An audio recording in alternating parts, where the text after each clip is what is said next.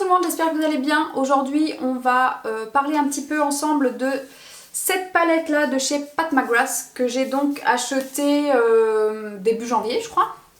Il y a quand même un petit moment, j'ai mis un peu de temps à la tester et puis j'ai pris le temps de faire pas mal de make-up avec pour pouvoir vous donner mon avis dessus. Donc la marque est disponible depuis très peu de temps chez Sephora, hein, bien sûr.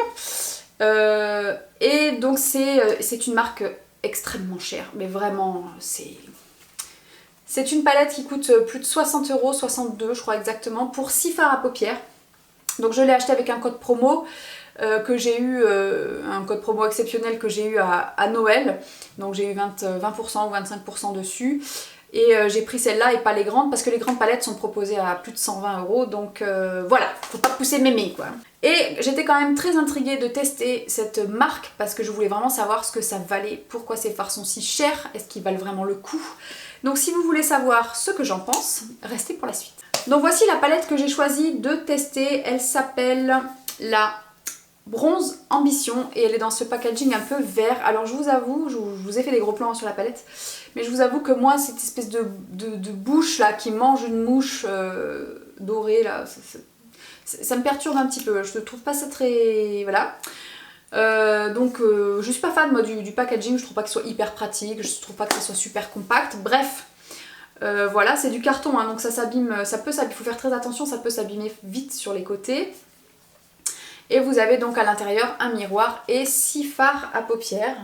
Donc là on est dans des tons un peu nude, un peu bronze, donc vous avez en fait 4 fards métallisés ici, un fard mat et un fard mat avec des paillettes un peu sequin qui est ici. On va décrypter un petit peu tout ça ensemble, je vais vous dire un peu ce que j'en ai pensé de cette palette et à la fin de la vidéo vous aurez peut-être 2 ou 3 petits make-up que j'ai réussi à vous monter avec voilà, des idées de maquillage avec cette palette. Je sais pas encore exactement combien je vais en mettre, on verra. La première fois que j'ai swatché ces fards, ce qui m'a frappé en premier c'est la finesse en fait de la texture des fards métallisés. Alors ils sont pas tous exactement aussi fins, mais c'est vrai que ils sont assez soyeux. Alors ils sont pas tous exactement de la même texture. Celui-ci par exemple, il a une texture extrêmement fine, c'est soyeux. Et les fards métallisés sont vraiment sublimes. Vous voyez, à peine on trempe les doigts, on a tout de suite une pigmentation qui est assez impressionnante. Ils sont à la fois très fins, très soyeux et très pigmentés. Donc ça c'est vrai que j'ai rien à dire, ils sont lumineux.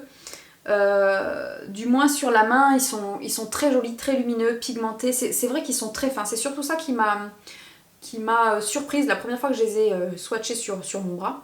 C'est la finesse en fait de la texture. Pour ce qui est des fards mat, en revanche, donc celui-ci en bas, je le trouve un peu sec. Bien que très pigmenté, il est un peu sec. En revanche, il est magnifique, donc il est très intense. Il se travaille extrêmement bien, il s'estompe comme jamais j'ai vu ça de ma vie. Ça c'est vraiment un truc que j'ai trouvé excellent dans cette palette, c'est la facilité avec laquelle on peut dégrader un fard tout seul, vous le mettez partout sur la paupière, vous dégradez, vous le fumez, vous allez jusqu'à la lune avec. C'est super agréable, donc il est très pigmenté, très facile à travailler. Et le seul que j'ai moins aimé c'est celui-ci, ce fard là, qui est un fard assez poudreux, très pigmenté aussi, avec des petites paillettes à l'intérieur. Alors moi déjà c'est un fini que je n'aime pas ça. Les finis mat, vous voyez comme il est intense. Les finis mat avec des paillettes dedans, je comprends pas en fait. C'est soit on utilise un fard mat, soit on utilise un fard pailleté, voilà, mais les deux comme ça, le fard mat avec des petites paillettes dedans, j'ai du mal avec ce fini, c'est pas un truc que j'aime beaucoup. Et c'est un fard que j'ai trouvé un petit peu plus patchy que l'autre mat. Bon, par contre il est extrêmement bien pigmenté, ça il n'y a rien à dire. Donc pour la pigmentation des fards, vraiment c'est très très bien. Et pour la facilité avec laquelle il s'estompe, c'est vraiment très bien aussi. Après j'ai trouvé que sur la paupière ils n'ont pas tout à fait, pour certains, pas tout à fait la même intensité. Celui-ci par exemple, il est complètement dingue. Ce fard il est magnifique, il est saturé, dès que vous le mettez c'est magnifique. La couleur ressort parfaitement, il est lumineux. Celui-ci fonctionne très bien aussi. Celui-ci n'est pas aussi lumineux que j'aurais aimé. Il est assez clair mais pas ouf. Et celui qui m'a le plus déçu, c'est le doré ici. Ce doré là, c'est un doré déjà qui est très jaune. Je trouve qu'il a une très mauvaise tenue sur la paupière. Il disparaît quasiment complètement au fil de la journée, même sur une base. Donc vraiment celui qui m'a déçu des 4 métal, c'est celui-là. En plus les dorés comme ça très jaunes, je suis pas fan mais celui-ci c'est vraiment pas mon préféré. Mon favori va sur celui-ci, le bronze au milieu, qui est sublime, que j'ai porté tout seul en aplat sur la paupière, dégradé dans le creux, tout seul avec un trait de liner, il est sublime. Ce fard mat ici, il est très beau, bien que ce genre de couleur un peu chaude là, moi j'en ai un peu ras-le-bol de travailler des fards comme ça en transition. C'est bon, on a fait le tour depuis 3 ans, là je crois qu'on a que ça. Mais il est très joli ceci dit. Donc j'ai fait plusieurs maquillages avec et j'ai quelques petites choses à vous signaler si jamais vous avez envie de craquer pour ces palettes. Sachez que déjà vous avez qu'un seul fard mat parmi les 6. Donc souvent il faut combiner avec d'autres si vous aimez faire un creux de paupière avec un fard de transition, nanani, tout le tralala. Bien que c'est pas obligatoire, hein. Moi j'ai utilisé aussi ce fard là tout seul, ce fard là tout seul, ce fard là tout seul, enfin bref. C'est des fards qui se suffisent à eux-mêmes pour la plupart. Et ils sont très très beaux. Donc il n'y a que ce fard mat, c'est le premier truc. Ensuite,